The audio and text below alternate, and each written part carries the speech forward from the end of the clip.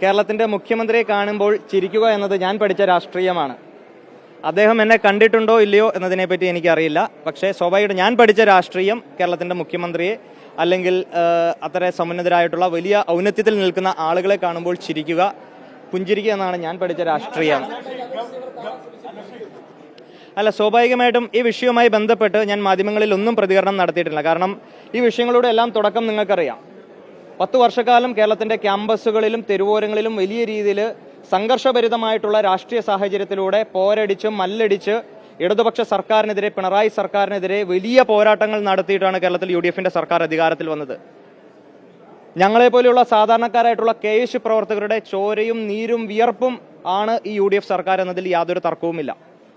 എന്നാൽ government pleader നിയമനവുമായി ബന്ധപ്പെട്ട് സർക്കാരിന്റെ ഭാഗത്തുനിന്ന് ഒരു ചെറിയ വീഴ്ചയുണ്ടായി, അല്ലെങ്കിൽ ഞങ്ങളെല്ലാം വലിയ രീതിയിലേക്ക് കായികമായി അക്രമം ചെയ്ത ഒരു കൂട്ടത്തിന്റെ പ്രതിനിധിയായിട്ടുള്ള ആള് ആ ഗവൺമെന്റ് പ്ലീഡർ നിയമനത്തിൽ വന്നു എന്ന് പറഞ്ഞപ്പോൾ ഈ സർക്കാർ അത് തിരുത്താൻ തയ്യാറാകണമെന്ന് ആ സർക്കാരിനെ ചൂണ്ടിക്കാണിക്കുക മാത്രമാണ് KS ചെയ്തത്.